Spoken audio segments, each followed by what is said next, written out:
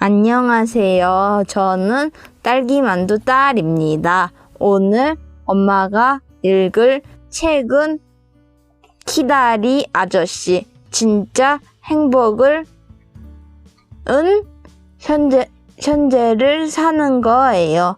작가 박은지, 출판사 더 모던입니다. 낭독을 허락해 주신 출판사 선생님 고맙습니다. 듣고 계신 이모, 삼촌 감사합니다. 감기 조심하세요. 또 만나요.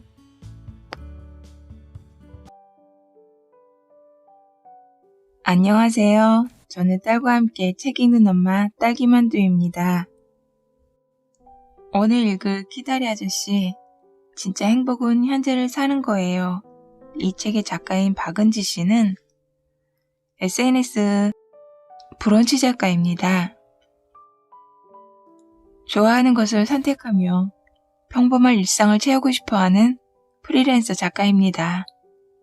큰 개와 3마리의 고양이와 함께 살아가고 있으며 오늘 읽을 이 책과 함께 길 고양이로 사는 게 더 행복했을까 등 총 16권의 작품을 발표했습니다.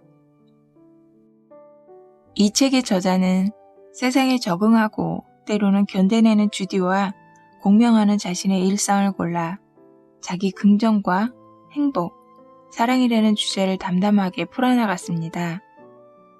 조곤조곤 속삭이는 위로와 공감, 따뜻한 토닥임을 담은 이야기들이 바쁘게 살아가는 우리에게 지금까지의 자신을 되돌아볼 기회를 줍니다.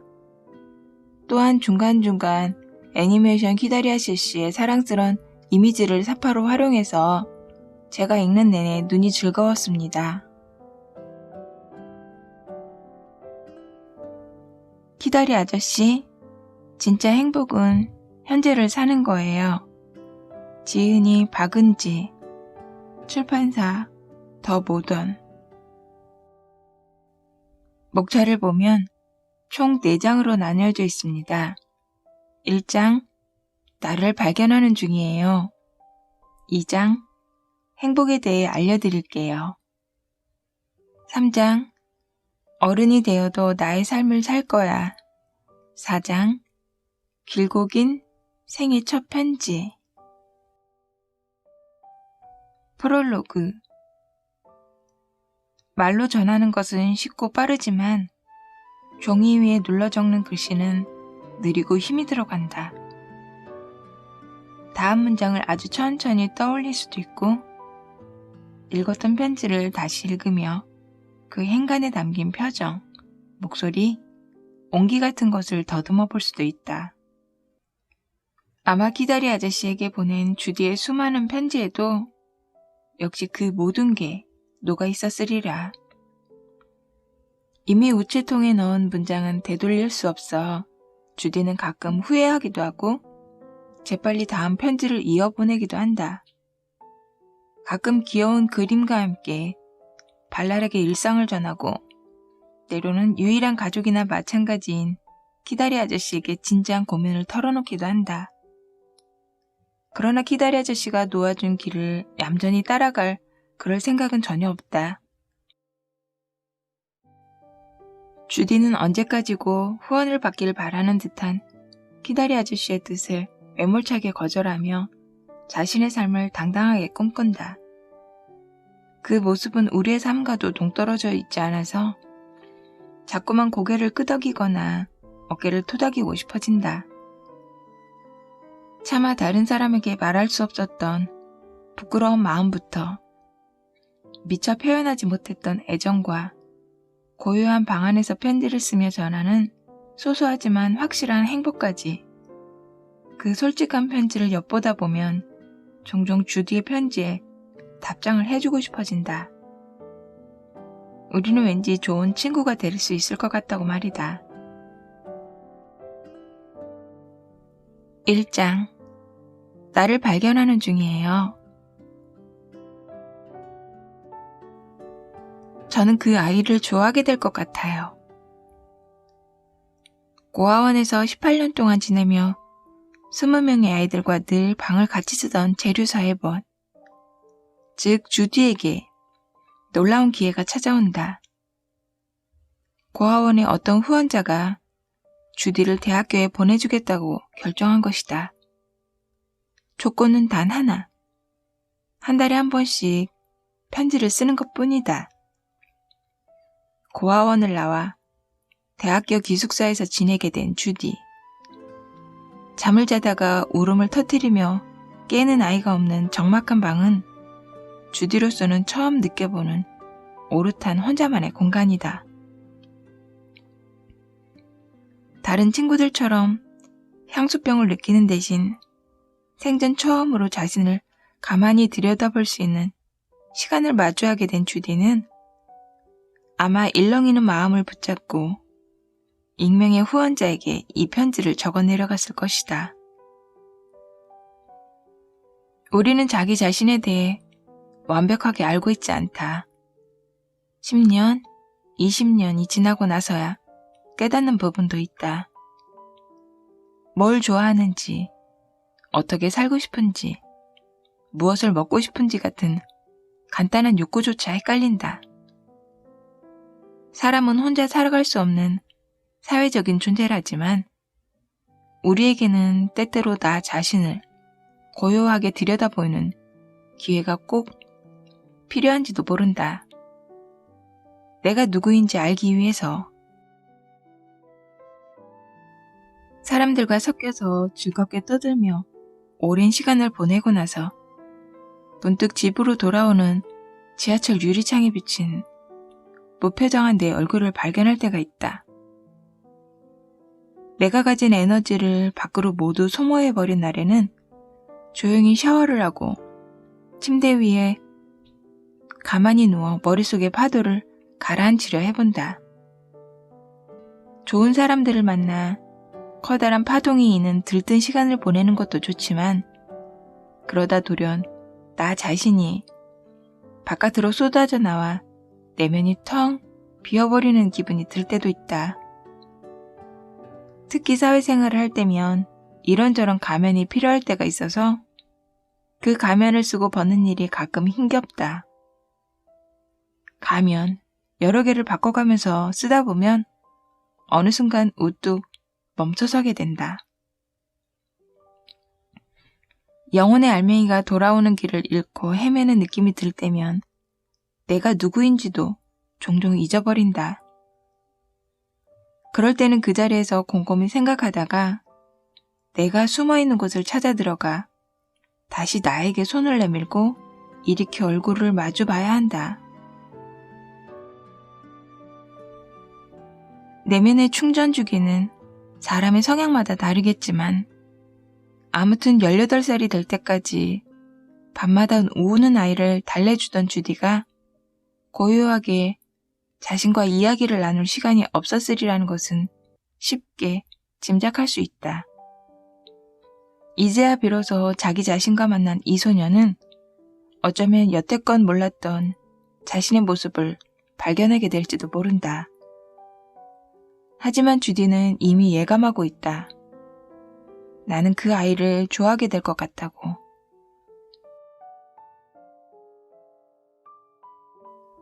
묘비에서 가져온 이름은 이제 됐어요. 나의 첫 고양이는 친한 동생이 길에서 주워온 길고양이였다. 큰 고양이들에게 쫓기던 생후 4개월 정도의 새끼 고양이는 싸움을 말려준 동생을 졸졸 따라왔다고 한다. 마침 술도 좀 마신 참이라 집에 데려오기는 했는데 가족들이 무척 싫어한다고 해서 그때 혼자 살고 있던 내가 얼떨결에 그 고양이를 잠시 맡아주기로 했다.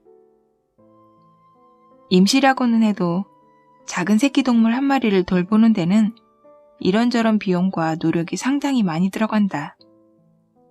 그날 바로 사료, 밥그릇, 화장실, 모래 등 필요한 용품을 바리바리 사들고 왔고 예방접종까지 마쳤다. 다만 고양이의 이름은 지어주지 않았다. 잠시 돌보다가 좋은 가족을 구해 입양 보낼 생각이었기 때문이다.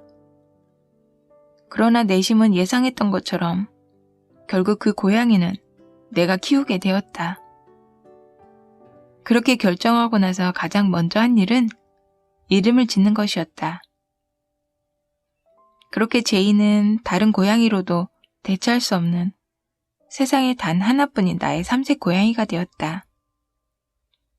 사실 길고양이 한 마리를 돌보더라도 애정을 담아 이름을 지어주는 것은 간단하지가 않다. 이름을 붙이는 순간 그 고양이와 나 사이에 어떤 특별한 관계가 생기기 때문이다. 이름을 지어주고 내 삶에 들여놓는다는 것은 그 상대에게 마음을 주고 그로 인해 행복해지고 그만큼 상처 입을 것을 각오하겠다는 일종의 약속인 셈이다. 평범한 들꽃이든 집에 무심히 놓인 다육식물이든 용돈 모아서 산 태블릿 PC나 큰맘 먹고 할보로 지른 자동차든 우리는 소중히 대하고 싶은 것에는 이름을 붙인다. 그러고 나면 그것이 식물이나 물건이라도 시들어 죽거나 떠나보내야 하는 때가 오면 괜히 미안하고 마음이 아프다. 세상에는 수많은 식물과 동물, 물건이 있지만 내가 이름을 붙여준 대상은 세상에 단 하나뿐이기 때문이다. 주디의 이름을 붙여준 사람은 고아원의 원장인데 장명 센스가 형편없다. 제루사 에벗이라는 이름은 전화번호부와 묘비에서 눈에 띈 단어를 대충 조합해 지은 것이다.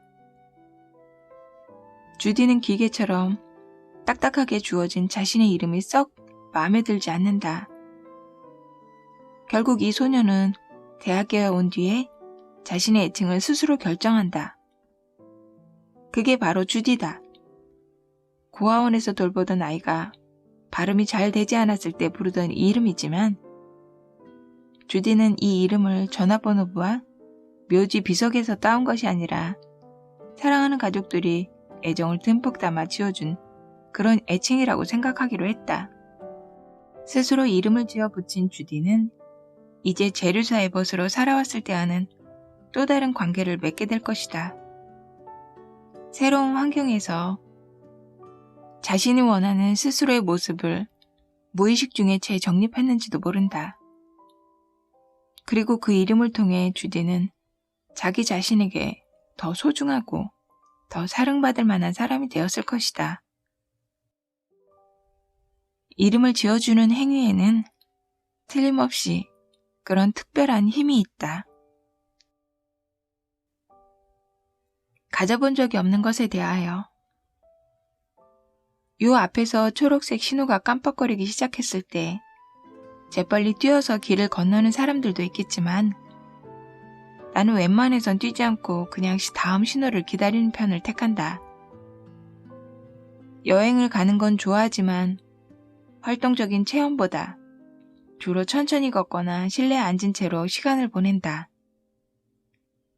나는 대체로 흥미로운 모험보다는 안전한 일상을 선호하는 셈이다. 이런 정적인 성향은 선택하는 것이라기보다 어느 정도 타고나는 면이 있는 것 같다. 운동을 진심으로 즐기는 사람들, 하늘을 날거나 물을 가르는 걸 두려워하지 않은 사람들을 보면 부럽기도 하지만 나로서는 엄두가 안 난다. 아마 다시 태어나지 않은 이상 내가 갑자기 모험가나 운동선수를 꿈꾸는 일은 일어나지 않을 것이다. 딱 한 번뿐인 이번 삶에서 내가 가지지 못한 능력이 너무 많은 게 좀 아쉬울 때도 있지만 지금은 이대로의 모습도 꽤 괜찮다고 생각한다. 삶의 바탕을 이루는 중요한 요소들 중에는 우리가 선택하지 않은 것이 오히려 많은 듯하다. 타고난 성격이나 성향도, 가족과 가정 환경도 그렇다. 사람들과 오랫동안 친하게 만나다 보면 서로의 가장 개인적인 이야기를 털어놓는 날이 한 번쯤 온다. 각자 가슴 한편에 가지고 있던 비밀 이야기를 나누면서 다른 사람들이 모르는 서로의 사정을 알고 있다는 동질감으로 우리는 더 끈끈해진다. 가장 가까이서 늘 웃고 떠들던 친구들의 가정사를 들여다보면 다들 저마다의 상처를 가지고 있다. 주변을 둘러보면 사실 격과사에 나와 있는 평범하고 화목한 가정은 오히려 손에 꼽을 정도다. 하지만 그건 다른 문제고 우리가 이제부터 다루어야 하는 문제가 아니다. 이미 나를 이루고 있는 요소는 그냥 그렇게 존재하도록 두면 된다. 바꿀 수 없는 것은 내버려두고 바꾸고 싶은 것은 바꿔가면서 우리는 그저 각자의 삶을 살면 되는 게 아닐까. 세상엔 내가 가져본 적 없고 앞으로도 가질 수 없는 것들이 많다.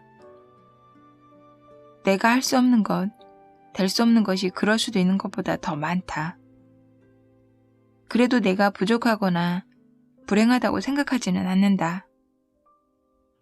지금 가지고 있는 것을 알아보면서 내 손에 잡히는 것들을 둘러보면서 얼마든지 자유롭게 내 모습을 만들어가면 된다. 3장. 어른이 되어도 나의 삶을 살 거야. 어른은 완성형이 아니에요. 어릴 때는 제대로 학교를 졸업하고 어른이 되기만 하면 모든 게 다 술술 해결될 것 같았다. 고등학생 때도 대학교에 가기만 하면 모든 걱정거리가 해소된다는 말을 수없이 들었고, 이후에도 어른이 되면 참아왔던 것을 더 참지 않아도 되고, 못하던 것을 잘할 수 있게 되고, 세상 이치를 그제야 깨닫게 된다는 듯이 모두들 말했으니까. 나의 미숙함과 실수는 모두 내가 아직 어려서 일어난 일이니 어른이 되면 모든 일에 능숙해질 것만 같았다. 하지만 당연하게도 삶에 그렇게 명료한 경계선은 없었다. 저절로 나이를 먹어 어른의 단계에 접어들었다 한들 실제로 생각하고 움직이는 것은 새롭게 업데이트되지 않은 기존의 나였으니까. 내가 해본 적 없는 일, 나에게 익숙하지 않은 일인데 어른이라고 해서 저절로 잘할 수는 없었다. 그럼에도 현실에 부딪힐 때 우리는 때때로 당황하면서 자신이 생각보다 어른스럽지 못하다는 사실에 기가 죽는다. 대단한 걸 생각할 것도 없이 오늘 아침만 해도 모처럼 밥 반찬을 만들어 보려다가 여기저기 구멍이 나고 너덜너덜해진 가엾은 달걀말이가 완성되고 말았다. 다 컸으니 어른답게 제대로 척척 해냈으면 싶지만 업그레이드 속도는 성인이 되었다고 해서 크게 달라지지 않는다. 오히려 어릴 때보다 느린 것도 같다. 냉정하고 보편적인 기준을 토대로 다른 사람의 부족함을 지적하거나 실수를 비난하는 일은 간단한 일이다. 누구나 내가 직접 하는 것보다 다른 사람을 판단하는 것이 쉽다. 하지만 우리는 모두 어느 부분은 서툴고 어느 부분은 부족하다는 점을 이해해야 한다. 주디도 주변 사람들의 실수를 발견하는 경우가 있고 때로는 자신이 의도치 않게 실수하는 일도 있었을 것이다. 고아원에서 재단 임원들을 대할 때, 대학교에서 친구들과 대화할 때, 남의 집을 방문할 때 주디 나름대로의 방식으로 최선을 다했어도 모두에게 그 의도가 온전히 전달되지는 않거나 때로는 오해가 생기기도 했을 것이다. 사람은 각자 다른 환경에서 자라고 자신이 알고 겪어온 환경에 따라 세상을 보는 시선이나 대처하는 방식도 자연스럽게 달라지기 때문이다. 모든 사람은 자신의 행동에 대해 저마다의 근거와 이유를 가지고 있기 마련이다. 어쩌면 우리가 어린아이의 잘못을 쉽게 용서하는 이유는 우리 모두 어린아이였던 시절이 있기 때문일 것이다. 누구든 어린 시절의 실수와 잘못에 있어서 자유롭지 않기 때문에 그것을 냉정하게 판가름할 수 없고, 겪어봤기 때문에 어린아이 행동에 대하여 너그럽게 이해할 수 있다. 그런데 각자 다른 길을 걸어 성장할수록 삶과 경험이 다양해질수록 오히려 다른 사람의 삶에 대한 이해도가 낮아지는 것도 같다. 모두들 나를 기준으로 판단하느라 다른 사람의 사고방식을 짐작하지 못하는 일이 종종 생긴다. 우리는 여전히 완벽하지 않고 살면서 모든 사람이 겪는 경우의 수를 겪어볼 수도 없다. 내 기준에서 이해할 수 없는 일이라 해서 다른 사람을 쉽게 비난한다면 그 화살은 결국 나에게 돌아온다. 아마 일일이 깨닫지 못했을지라도 나 역시 나의 서툰 점과 실수에 대하여 인내심 있게 대해주는 사람들을 만나왔을 것이다. 실은 다른 사람을 너그럽게 이해하는 것이 나 자신에게도 용서받을 기회를 주는 게 아닐까. 다 큰 어른이지만 우리는 여전히 완성형이 아니다.